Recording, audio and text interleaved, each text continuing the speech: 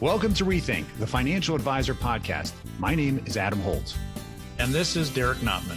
We are your hosts, both veteran advisors and fintech CEOs who challenge the status quo, question everything, and have fun doing it. Hear honest commentary on the challenges facing advisors today. And be part of a community where we can all rethink the profession. Now on to our episode. Adam, what is the biggest challenge in wealth management today? Wow. You mean there's only one challenge in wealth management? Well, I'm asking you, is there one? Is there none? Is there a ton? I think there's probably let me think about this, 5, 6, maybe about 23 challenges right now I can think of off the top of my head. Keep adding to the list, man. That might be more complaining than it is actually challenges, but it's a great question, Derek. Why do you ask that question? Well, we had a great community question from Liz in Oregon about, like, how do we decide what to talk about on the podcast? Do we worry about running out of topics? And she kind of alluded that everyone's talking about the same things. And how are we keeping it relevant? How are we talking about challenges and solutions to help our listeners? So it really is an interesting question. So I'm wondering, one, can we distill it down to just one or the biggest challenge in wealth management, or is it more complex than that? Well, I think you and I have a bias, right? We've been talking about this. The last 49 episodes, we have found something to talk about that was challenging our industry. Either obviously we thought of it ourselves or we asked somebody and they told us something new. But it was fun because, as you know, we just got back from WealthStack Edge, where we were on a panel, and we figured we would just ask our peers and our friends what they thought the biggest challenge was to see if we could come up with something that was consistent. And what did we learn? We learned a ton. I think it's pretty awesome that this is episode 50, man. This is a milestone in itself. Truly. So I think it's pretty cool. We circle it back now and talk about all of the challenges that we're facing and getting it from these thought leaders out there. We met a ton of great people at WealthStack.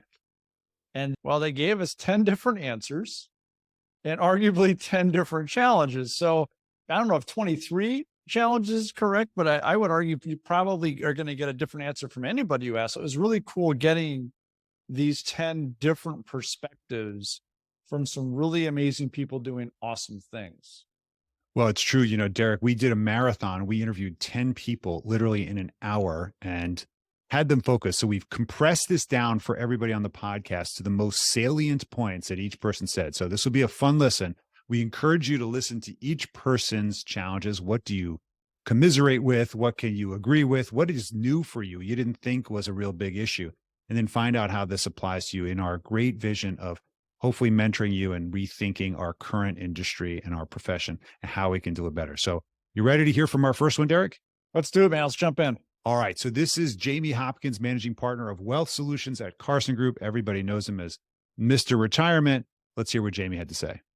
Right now, I think the biggest challenge is bringing talent into this profession and keeping them here.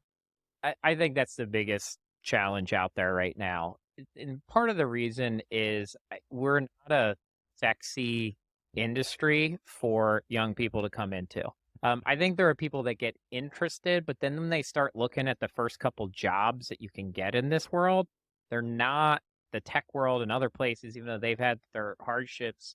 Like they seem fun. And you look at some of the first jobs here and it's, hey, go sink or swim and sell insurance to your best friends. And even in the RIA world, like you look at all the job postings and it's, we want somebody with 5 years of experience in a book of business. We don't want people that haven't worked with clients before. And that's a really big challenge. It concerns me a bit. I do think the good news is that I think technology is going to allow us to serve more people in a better manner with fewer people in the industry, but we have a talent shortage in here right now, and that's hiring and the competition there of retaining people and training them up is super challenging. So how is Carson Wealth specifically attacking that challenge? Yeah, and I'll point out at 3 things. So when I stepped in here, I actually sat down with Ron and said, this is super important.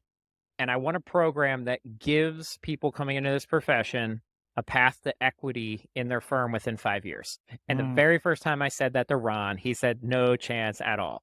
He out on it a little bit, and we launched a program 2 years ago now that Dr. Julie Raggett's heads up, and that's our strategies. We are bringing in people directly from college, financial planning programs, and giving them a path to equity within 5 years at a firm. And we think that's super important to retain talent. And then we also helped launch FinServe Foundation, which is a 501c3 nonprofit. BlackRock's a great sponsor. Actually, AssetMap has brought us in and worked with us in the past too. Yeah. So it's really exciting. We work with about 28 different universities, about 130 students now across the country, which didn't exist 2 years ago. Super, super amazing. Actually, 2 FinServe students at this conference both came up to me and interacted with me too. So it's lovely to just see that impact occurring out there in the industry. Very cool. So there you go. So the first one we have here is talent. What do you think? I think he's spot on with that. And I like how they're addressing that challenge because it's true. This is not a sexy industry. And if you're looking at your buddies who might be working over at one of the tech companies or working remotely, doing some cool stuff, and then you're told to go sell insurance to your friends, or it's going to take 5 years to even get some type of ownership in your business, you're starting to second guess yourself before you even take the interview. So I love his perspective on that. I love how they're fixing that. It is definitely a challenge. What's the average age of an advisor? I think it's high now. It's got to be like 60, unless there's been some change and nobody told us about. Yeah, it's high. So I like what they're doing about that. And bringing the younger crew in, because we do need that. We need new ideas. We need new energy in there. And let's give them a clearer, more fun path, a sexier path, if you will, to do what we do. Absolutely. I mean, look, the real challenge for all of us who have created any level of established book of business, if we don't have next generation, that value is not there for us either, right? If no one's going to succeed, then we've got to exit out to a non-human entity, a roll-up or something. And that, for those of us that have commitments to actual humans, that could leave those humans pretty disappointed in the later stage of their retirement plan. And that's not really so cool. So definitely think about that in your own firm if you don't have a succession plan and how you're going to bring in talent. What other techniques might you want to consider? All right, you ready for number 2? Number 2. This is Shana Orzik-Sissel. She's the CEO of Bonrian Capital. And if you haven't seen her on television, you've probably seen her on social media, really strong in the alt space. Listen to this. I am the founder of Bonrian Capital Management. Okay. I am the queen of alternatives. Queen of alternatives. Yes, What does that's that mean? I did not give myself that nickname. I feel like I always have to caveat that because it's super obnoxious if you give yourself a nickname, right? Self-crown. It's totally, if you self-crown yourself, then it has no Must have been credibility. a great coronation party. But Cynthia Murphy from Tidal gave me the nickname Queen of Alternatives because I was telling her the origin story of how we came up with the name Bonrian. And Bonrian means queen in Gaelic. And she said, oh, no wonder why they call you the Queen of Alternatives. And I said, I am immediately going to trademark that. And now I can use that for marketing because I didn't come up with it. Brilliant. So she is my Shaquille O'Neal to my Paul Pierce. Very cool. That's really interesting. So from that unique perspective, what's Sure. the biggest challenge you perceive in our space today? I think for advisors, it's becoming complacent and not finding ways to add value to your clients to deepen your relationships. And I'm going to do a little bit of self-promotion here because why not? But I believe that as you look to differentiate yourself for your clients, that you need to find ways to not only provide them with good financial advice and good financial investment ideas, but make sure that those ideas align with your clients' values and passions. And really the only place you can do that is in the world of alternatives. So I spend a lot of time working with advisors, helping them gain comfort with alternatives because, let's be honest, it's a complex and scary and intimidating place, and there's lack of liquidity, and there's a lot of things that can be intimidating. And many advisors have jumped in, gotten burned, and then not wanted to go again. So I want to change that experience. But I feel like the best way to help advisors start to increase their allocation to alternatives is by finding ways in which they can get excited about presenting ideas in the space to their clients. And that means making sure that they align with your clients' values and passions. And if you do that, what you end up doing is deepening your relationship with your client, understanding who they are on a deeper level. And ultimately, that leads to the retention of the relationship. So it's really about focusing on building the relationship. I always say that when you're dealing with individual investors as an advisor, your client is emotionally attached to their money, right? So if you really want to change the game, why not find ways to help your client emotionally connect with their investments? And in the alternative space, I think that's a great way to do it. Deepen the relationship, bring something new to the table, have something exciting to talk about. And then from a competitive landscape, as an advisor grows their business and has clients that have larger average account size, they're going to start to compete with private banks for that business. If you want to develop a moat around your business, this is a great way to do it. Private banks are offering this stuff to their clients. Mm-hmm. Let's think about ways that we can use it to our advantage to keep the client, retain the client, gather more assets, and deepen that relationship. So there you have it, Derek. What do you think of from the Queen of Alts? You know, she talks about basically selling the relationship as a differentiator. And she's exactly right. She also talks about how we are, or our clients, all of us are, emotionally connected to our money. And sometimes we forget that when we're doing the financial plan or designing the portfolio or the risk analysis, but we are very emotionally charged when it comes to our money. At least most people are. Mm-hmm. So how do we differentiate and connect? And she does bring up a good point. And it's interesting how they're solving that with alts of all things and how they're coming at it from a different angle. So I like that perspective. She's definitely proving our point that we've even discussed in previous episodes about the relationship, emotional intelligence, and understanding what's really driving the client and so forth. You know, it's true. I mean, most of my business owner clients, when they ask about business, they love to talk about their business and companies. If they've made private equity investments, they do dominate the conversation, right? When you have a fund or an index, nobody talks about the underlying holdings. So you can't really geek out about, oh, I love what Apple's doing. I'm so happy I have a position in them. But if you have a private equity deal, or I took a stake in a nursing home locally because I really believe that market's going to take off, or I bought this technology company that's solving a major problem I noticed in the market space, it is exciting to talk about that stuff. And frankly, given the fact that alts don't have ongoing performance requirements for reporting, it's a lot easier to talk about them because you don't know if they're actually winning or losing. But in a sense, it's true. You do feel more connected to your investments when you know physically what it's invested in, or you can see the benefit of it. It's real. It's real. It's more than just a paper statement with some index fund, right? It really very true. But I think it's important. She makes a comment that private banks are going after our larger clients because they can offer this stuff. Why don't we start thinking about it? So really important. All right. Let's hear from number 3. Who is number 3, Derek? Andreas Mazabel. So he's a dear friend. He's an awesome guy. He's in charge of advisor growth, if you will, over at Trust and Will. Super cool dude. So let's hear what he has to say. I hear the word holistic and comprehensive very often, but I see a lot of challenges in advisors really building a process that reflects what they really want to do. So being very proactive about getting their clients to complete their estate plan, as an example for us, that's a big challenge that we face, right? When we talk to advisors, there's a lot that they're thinking and have to do from a priority perspective, but it's really making sure that they built in that process to build in that peace of mind. And then 2, I think it's always a matter of how do you really make sure that the client is getting the advice that they really need outside of just the investments, and making sure that we're building and they're delivering a goals-based approach to what the challenges are that we have in life as life kind of changes. Well, how is Trust and Will specifically helping advisors address these challenges? Making it more accessible. So by having better price points, being able to have a platform where an advisor can actually drive the conversation, get their clients to take action, view their documents.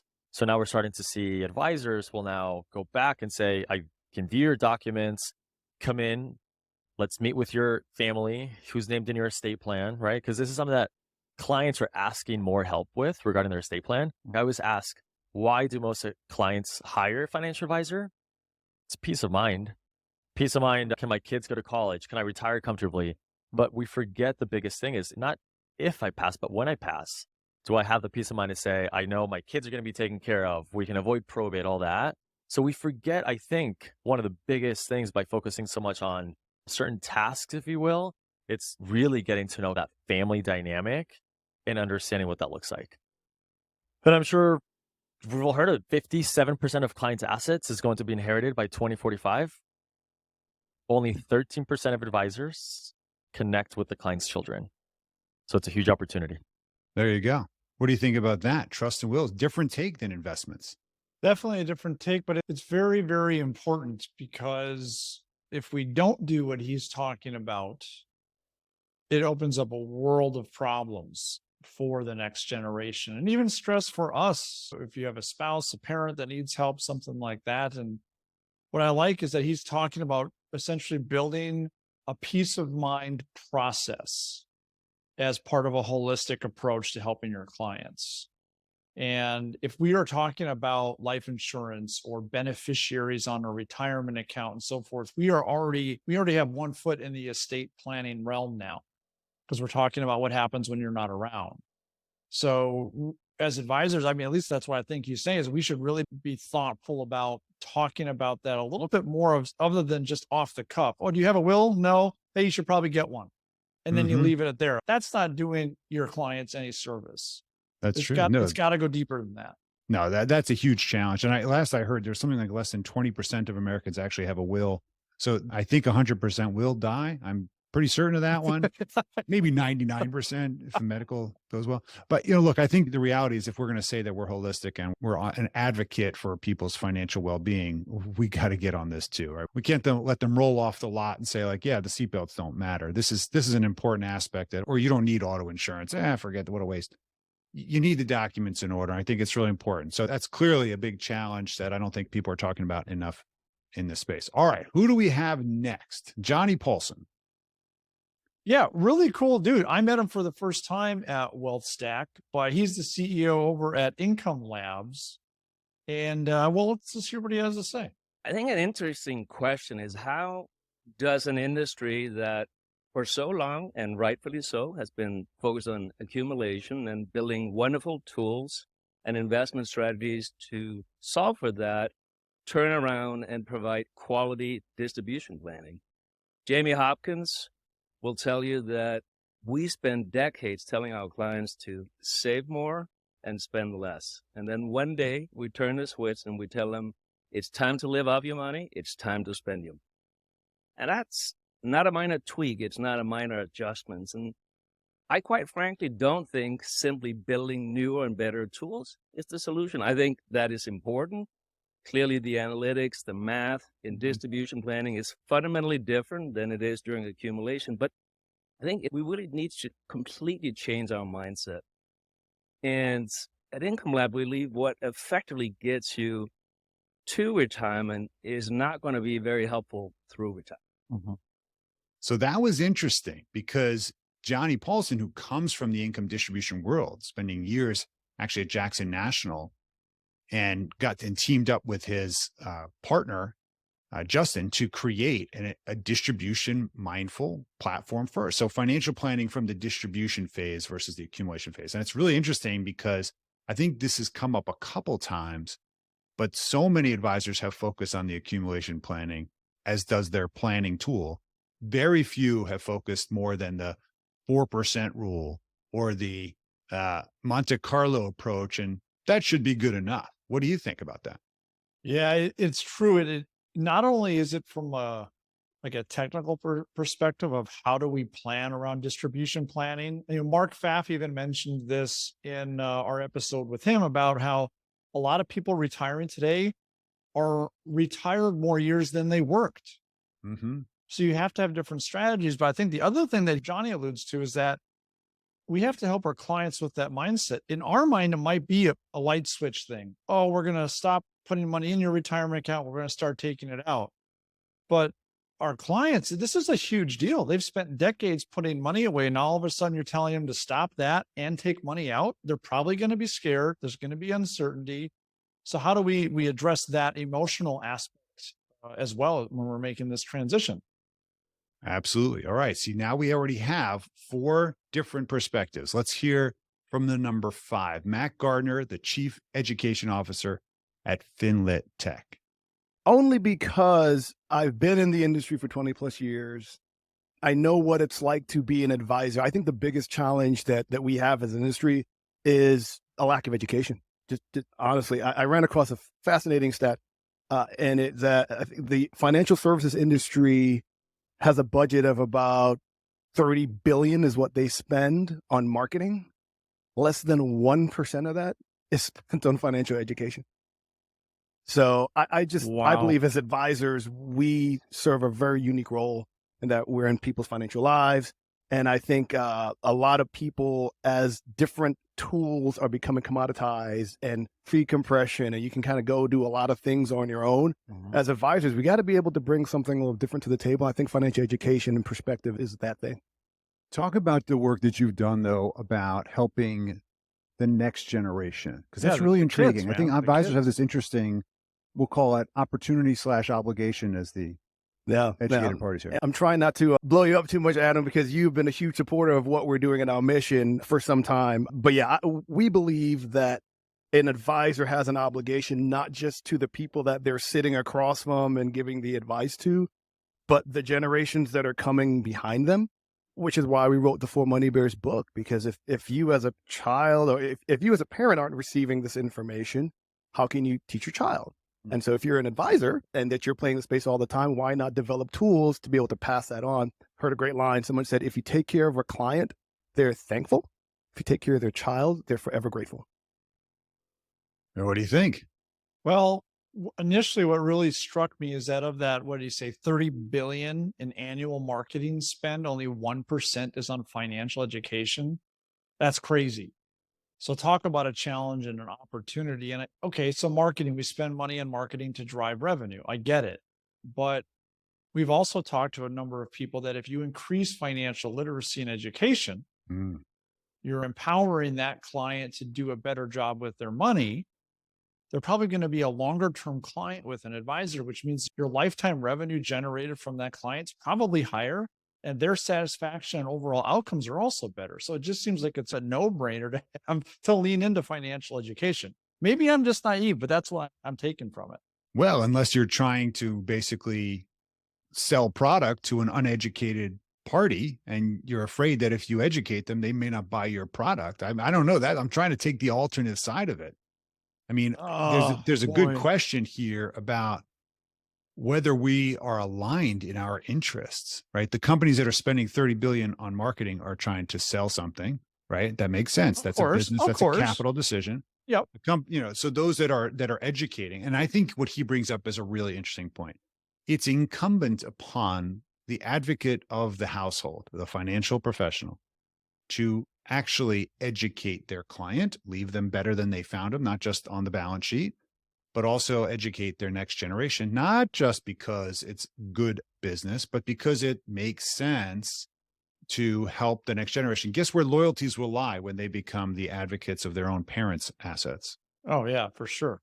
No doesn't question. that pay itself forward 100-fold? Isn't it just in the best interest of everybody just to educate people and get them more confident to make decisions? I think that's a real big issue here, and I'm glad that he brought it up. But big surprise that literacy was his big challenge. Are you ready for Jason Pereira? Yeah, he's cool. I consider him the Canadian fintech guru. So cool to hear what's going on to the north, and let's see what he has to say. So the biggest challenge I see is basically the fact that not enough attention is being paid to the actual experience of the client with technology. I have a friend whose name is Dennis Mosley Williams, who speaks on basically, exactly. He talks about the experience economy. He has this saying that efficiency is the enemy of experience. And that bothered me because I'm a tech and efficiency guy, but I also deeply value the experience with the clients. So basically, when I pulled back and looked at it, I said, you know what? 90% of the tech we have is for making our lives easier. And 90% of what it spits out, a either printed document or a PDF that looks at the printed document. What a horrible experience that is, and what a failure to actually take advantage of the mediums that we're using today. So when you look at what exists, though, a lot of technology that we do have can be either tweaked or used in a lot of ways to create compelling, interactive, and meaningful, purposeful conversations with clients live, where it's not just about, let's go through what the PDF looked like on screen. Let's actually have a collaborative, interactive conversation around this and actually engage. And I mean, credit to Adam here. He's like the OG on this space because effectively like Asset Maps was built to be collaborative in that regard. Yep. Yeah. Very cool. Well, that's interesting. So, and I appreciate that. What are you seeing differently? Because you have the opportunity to cross over the border, Canada, US, you're probably even talking in the UK space now. What are you seeing that's bridging the gap, or where's that opportunity for advisors to take advantage of some of this new technology? Well, I think honestly, a lot of what you guys have down here is great, robust, but a lot of it's legacy, quite honestly, right? And a lot of it's still built towards the advisor, basically, making their lives easier. But the newer tech coming out, a lot of the stuff that's like not the big full-blown financial planning software, but the stuff that's more specific tends to be more paying attention to how does this actually look on a screen? How does this look when I share it with someone? How does it look when I blow it up beyond me? And I think what's really going to happen is that with you guys have seen the KISS map and how big that thing is. The reality is there's a lot to choose from. If you're trying to just be a generalist, it's going to be hard to figure out what to do. But as we know, and we've seen, people who are marketing the niches tend to grow at faster rates. So if you figure out your value proposition to one group of clients, right, and you pick your software and the experience around that group of clients, you can truly create a unparalleled experience, start to finish, that speaks to that need, start to finish, because there's so many specialized softwares now that exist that are lighter than the full-blown planning softwares. Talk to us about artificial intelligence and its entrance into financial advice. Where are we now? Where are we going? We are at the infancy of it. So the big news that came out this year was, of course, ChatGPT really capturing everyone's imagination. And to date, everybody's just been playing around with it. It's a novelty. But what you're going to see in the next couple of years, and I've talked to these companies, I've seen it happening, is you're going to see some form of ChatGPT guide or troubleshooter or just tool for working with the existing softwares that exist. Everybody's looking at this, okay? So that is going to happen. I mean, Windows just announced today that they've basically launched Copilot within Windows. So now you can utilize ChatGPT with it. Whereas before it was in Office. Now, what's happening with I know it's coming? Well, conquest planning has been mentioned many times in this conference, and they are the first to throw artificial intelligence pre-ChatGPT into financial planning software. I've been a user. I've been advising these guys since the alpha. And frankly, it is going to cause some real damage down here. It's already in full production in Canada, and the amount of time it takes to produce better plans than any human being could do and amplify the plan that I was doing is substantial. It's incredible. So that gets down here. You're going to see the old benchmark KITS study of 10 hours to do a financial plan. That number is going to start to shrink substantially, freeing up time for what? Deeper engagement, more value? Absolutely. Now, when we start getting to the ChatGPT instances, we're now at the early innings of what's going to happen with that. Besides the support mechanisms for different softwares, I just started working with a company out of the UK called CIFA. The name may change, we'll see. But one of the things we're talking about is, can this be a bridge across all the different silos that exist? Instead of trying to batch all the data in one place, which has proven impossible in the last 20 years, what if I just tie into these pieces and use the chat bot as the tool for how I extract data from these different things and combine it? What does it mean for advisors, though? What does it mean? It means that, frankly, like whether it be the ability to use ChatGPT to reply to emails and draft emails, or to create blog posts or whatever else it is, the efficiencies that anyone who's on the early edge of this is already gaining from using these. I'm already replying to emails with this stuff. I'm already creating content with this. The amount of time being spent is a lot faster. The best quote I heard about ChatGPT is that it's effectively like the calculator for words, right? It's not going to replace the ability of the human being to draft something truly deep and meaningful, but it's a lot easier to create a first draft on it and then start editing. The calculator for words. I thought that was pretty cool. That is pretty cool. And I can totally see that. And I've used it. You've used it, and it does work. Oh, yeah. Something that kind of came to mind as he was talking about this AI stuff is that I relate it back to medicine and our health. There's WebMD. I can go look at research, learn a ton, but ultimately, and you've mentioned this a number of times, when the pain of failure is high, I still want a human being who's an expert to help me execute. All right, check out what AI told me to do. Is it right? Should we make any adjustments? And please help me execute it. It's the same thing with the doctor. If I like my doctor, I could do all the research in the world. They'll help be that filter for me and then say, well, we should try it this way instead of that way, and so forth. So I think there's some similarities there. Yeah. Fascinating perspective. What were your thoughts on what he had to say? I just realized what you just said. You know why that is, by the way? What? Because trust is a feeling of certainty, and feelings are based on emotions, not logic. And the point is that when humans need to make a decision, they go with their common rubric of how they get to a trusted decision. And that's usually a feeling they get with confidence from credible people. So it's interesting, until we get to a place where people trust that the AI bots know more or can make a better decision than the humans, given the massive amount of information they have, which is inevitable, by the way. I think it's inevitable. The population will start trusting this technology greater. We will start using this technology because it will just accelerate. No system is perfect. There's always going to be some level failures, but the time savings alone will be just so massive that we'll have time to fix the stuff that it messed up.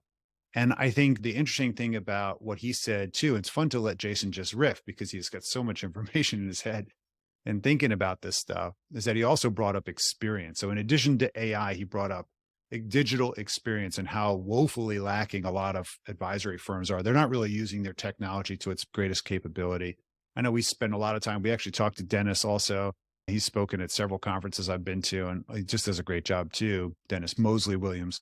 And I think it's really important for us to all pay attention to what is the digital customer experience that we are creating. As fintech CEOs right now, we're both in the throes of designing our tech, and we have advisors and consumers that are our customers. How does that experience feel? It's really quite interesting when you get into the design aspects. And he's spot on. You got to pay attention to that client experience. It's arguably the most important. No question. All right. Well, let's jump to our number 7 interview. Kellen Brown, Senior Vice President of Growth and Strategic Partnerships at Finance of America. Now, Kellen, if you don't know her, she is a force for good. If you ever get an opportunity to meet her, she's got such a great personality, and we were excited to interview her on this podcast. Let's hear from her. One of the things I've been trying to do since I got into the industry was talk to advisors and their firms about how you can implement strategic mentorship programs within their space. And the reason why this is so important to me is that we have a lack of women, people of color, LGBTQ, and it's not just about getting into the space, but it's actually about getting to the executive level once they get into the firm. That's great. So how are you doing that? Okay, so there's 2 ways to do it. Problem? What's your solution? When I joined Finance of America Reverse, and we're a reverse lending company, we are the leader in the space and have been for the last 15 years. We just acquired our largest competitor, so that includes wholesale and retail. But what's beautiful about our company is that our culture is so driven behind bringing up the next generation. And so when I came into the company, I said, let's create a strategic, intentional mentorship program. So we went out and found a tech company. We used MentorClick, which gives us the opportunity to match mentees and mentors and then measure the success of that relationship. And the reason why this was so important to me was that it gives us the return on investment. And what I mean by that, it shows when we actually have people that stick around longer, get promotions faster, hit goals, and ultimately impact the bottom line. So how I typically land this is, last year, Finance of America saved over $2 million because of their mentorship program. So what's the biggest challenge that you see in the whole space? I mean, there's a lot of people here at WealthStack. They're all here to get some best practices and learn. What do you think? Is that the thing that's standing out? So I just came out of the DEI think tank with Suzanne Syracuse. I've been in that 3 years in a row now. It's been fantastic because we're actually seeing the change that's coming out. So the advisors that are sitting in that space, we're all creating something new to make a difference. So for example, the FinServ Foundation. So I sit on the advisory board there. And what we do is bring in the next generation of financial planning students from the university on how to get into the program. Now, today I learned that Hannah Moore has created an externship for those students. So we're going to team up. FinServ Foundation will help support the networking, the introductions. We'll do, obviously, the mentorship program. And then if they want to, we'll provide the funding to send them off to the externship so that they'll be prepared to move into that next. Why is it critical that advisors not just watch this happen from the audience, but actually get involved and do something about it? Why is it critical? So we're seeing a huge gap when it comes to women, people of color, LGBTQ. We want a more diverse group. And why do we want that? Because it opens it up to the rest of the world. You know, we're not growing in this industry right now. So when you talk about like a Dana Wilson or a Jack Campbell, someone that's building a women-only financial advisory firm in Detroit, she's trying to find education and teach people how to plan financially successfully. And I think that's the difference, right? We're not raising awareness about what we're doing at an early of enough age. And then once you get into the industry, the problem here is that either you don't make it to the next level, or, and I hate to put it like this, but that white male syndrome where you're just bringing up the same person, that's a problem. There you go. Yet another great perspective. What do you think, Derek? Yeah, it just adds to the whole diverse group that we have about so many different angles and challenges to look at. What I heard her say is, if you have this mentorship mindset and you do it correctly and you're really thoughtful about it, you have now this path to success, regardless of that person's background, all the way up into the executive level. So it's more fulfilling, there's more opportunity. And she even gave an example, it's leading to a better bottom line. So it sounds like a pretty cool way to deal with the challenge that she sees. And obviously they're making it work. And it even goes back a little bit to what Jamie is doing over at Carson with their college internship type of thing where they're recruiting them. So very cool on how they're tackling it. What about you? Well, it's funny, I noticed that as well. And I didn't realize this when we scheduled it, that they're both part of FinServe Foundation, that we had also made a benefactor of the Advice Tech Live 2022 program, where we were giving charitable contributions to support Next Gen.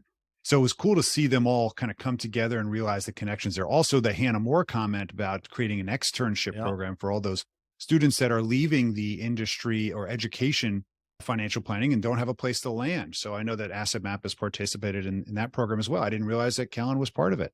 So that was really cool. And I think the real key here is that there are things that we as advisors can do here. We can bring in the next generation. Now, we tend to bring into our own internships.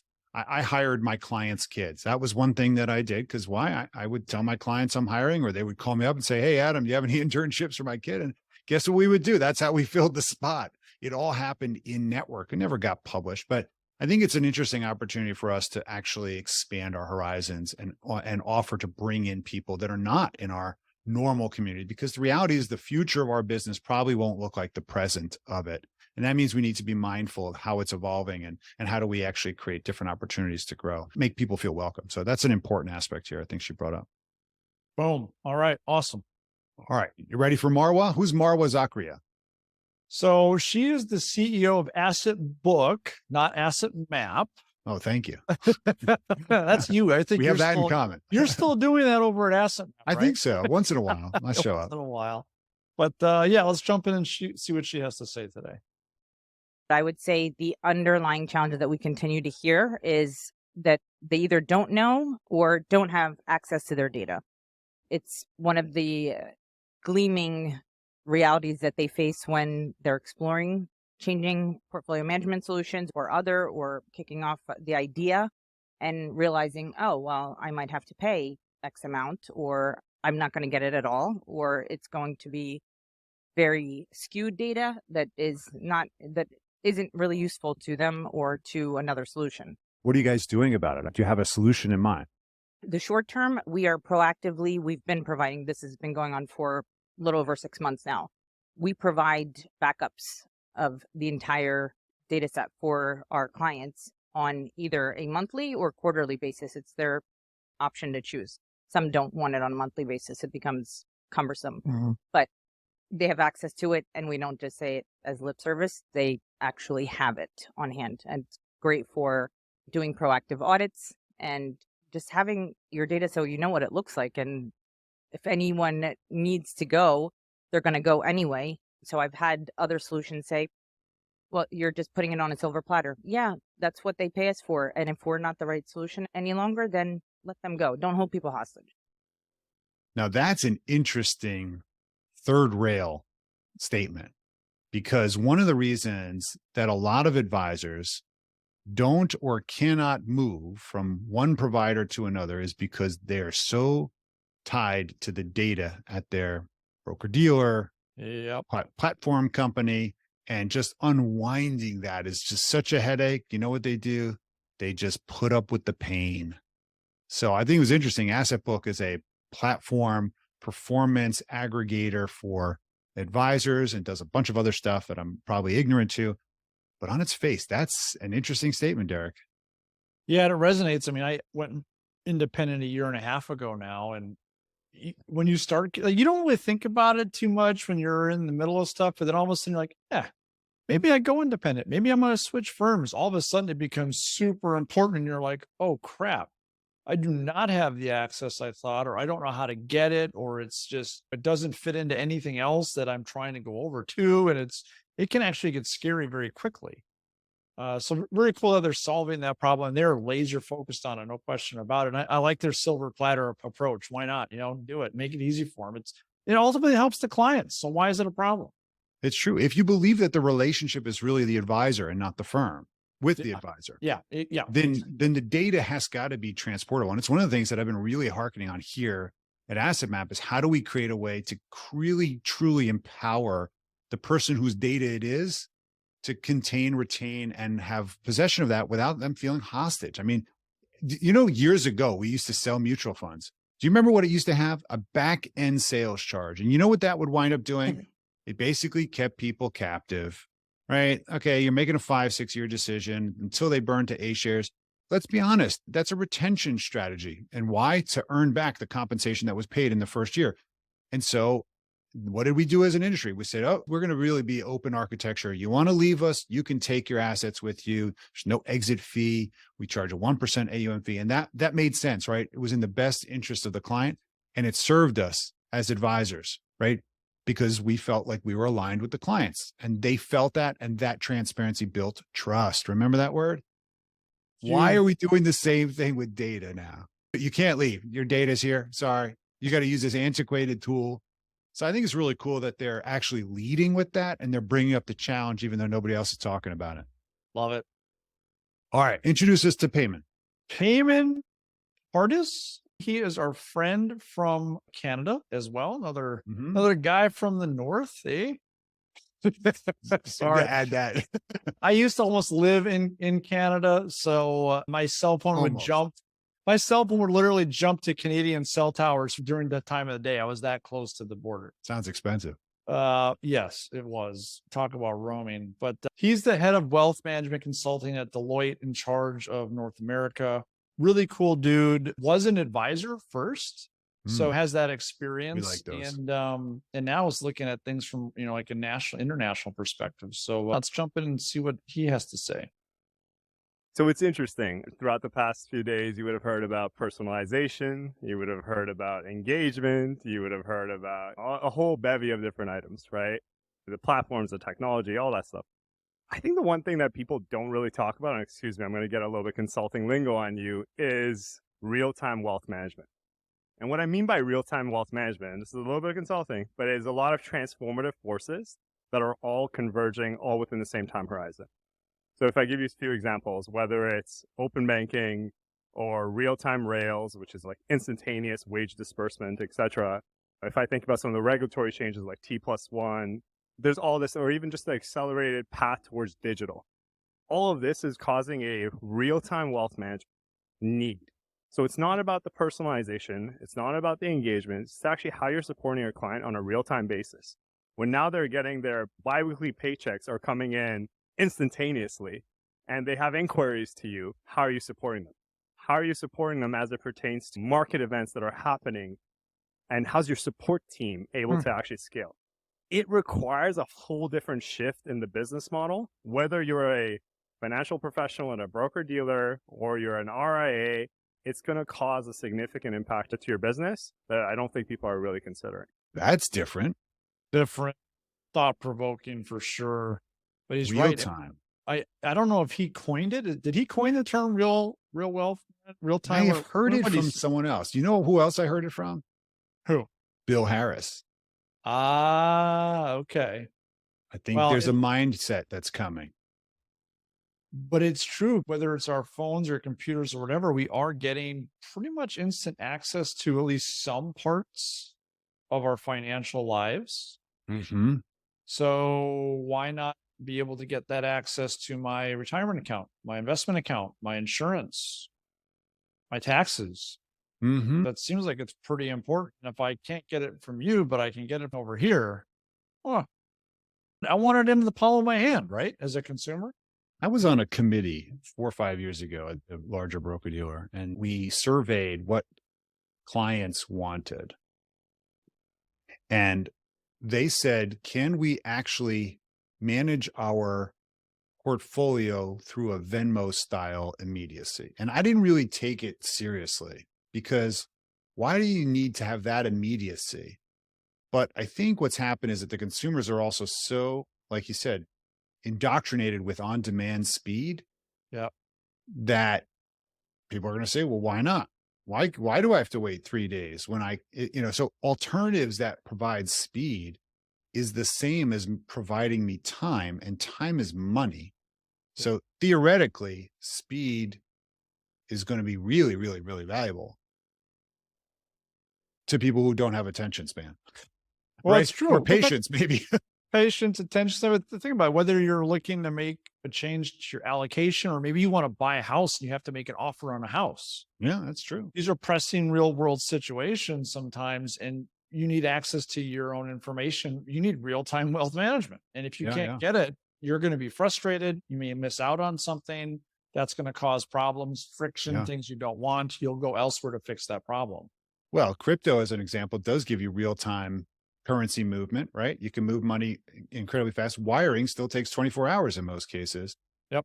Yet Venmo's instant, and ACH is 2 days. And a check. Hey, you need a certified check to buy that house? A week, right? So it's an interesting aspect. I think it's definitely the early stages of it, but I could see this becoming bigger down the line. All right. Are you ready for number 10? Number 10. Let's go.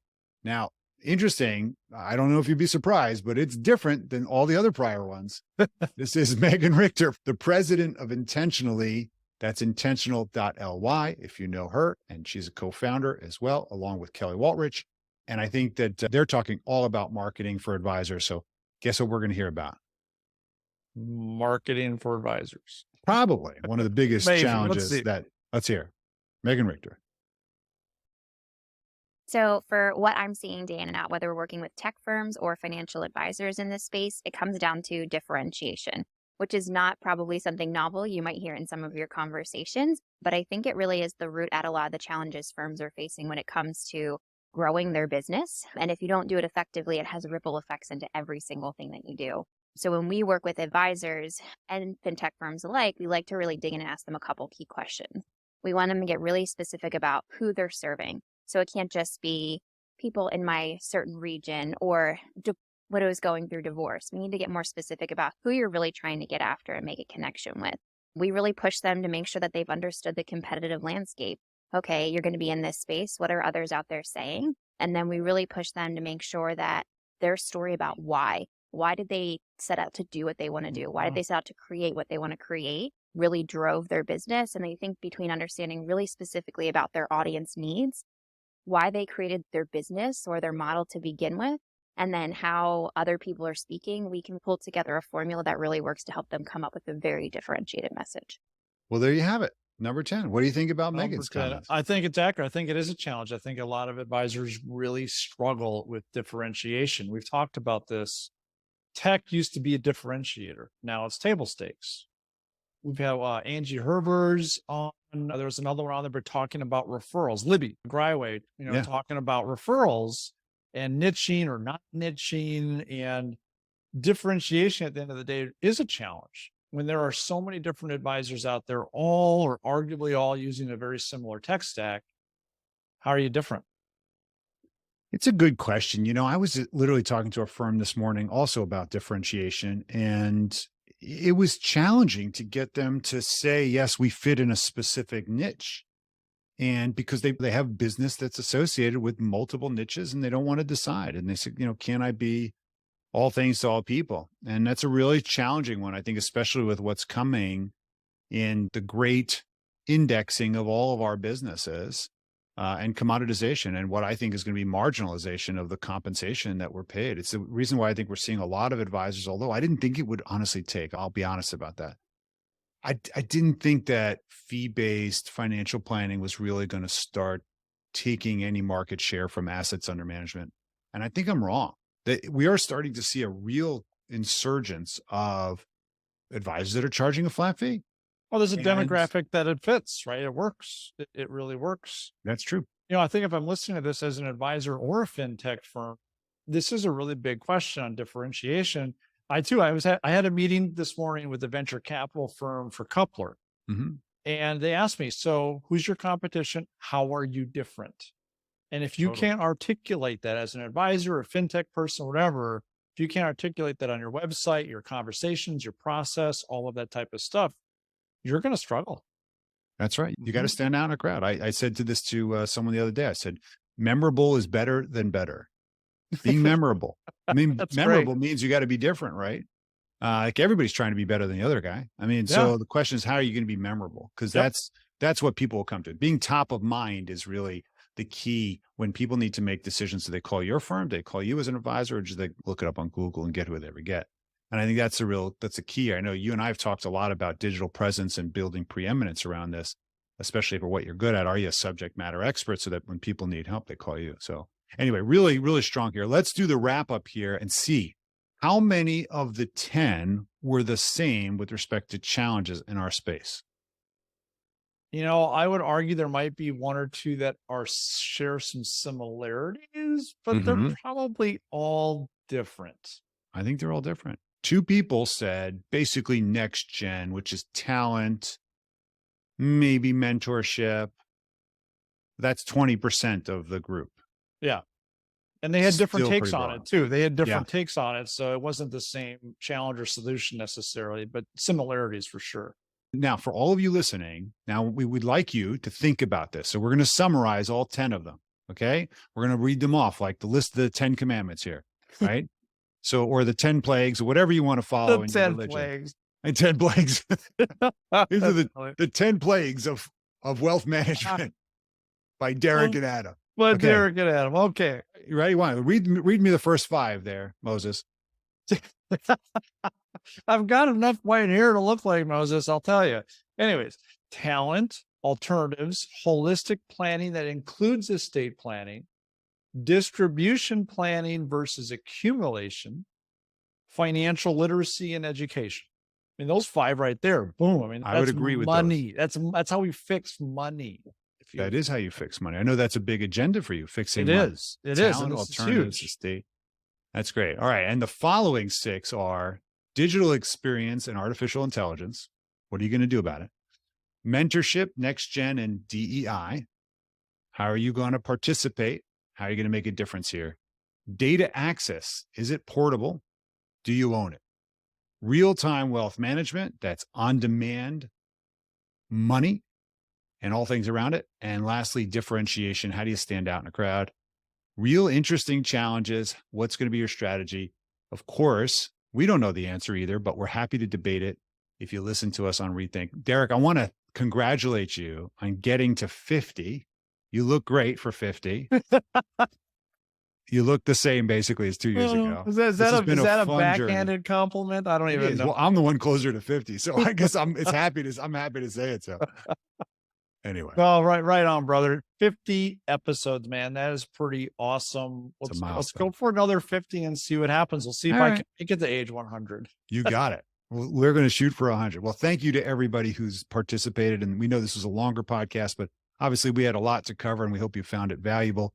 Again, we'd ask you to continue to support us by participating in the conversation on LinkedIn, by direct messaging us, as so many other people have. Certainly like us, share this with their friends that need to hear this story. And of course, make sure you subscribe and give us a rating, hopefully a good one. If not, you can give it to somebody else. Yeah, give us 5 and just go somewhere else. Give the remainder to somebody else. All right, my friend. Great to spend time with you again. What a great project this was. Likewise, brother. Loving it. We'll see you on the next one. All right, you got it. Thank you for listening to Rethink, the Financial Advisor Podcast with Holt and Notman. Be sure to subscribe now and join the ongoing conversation.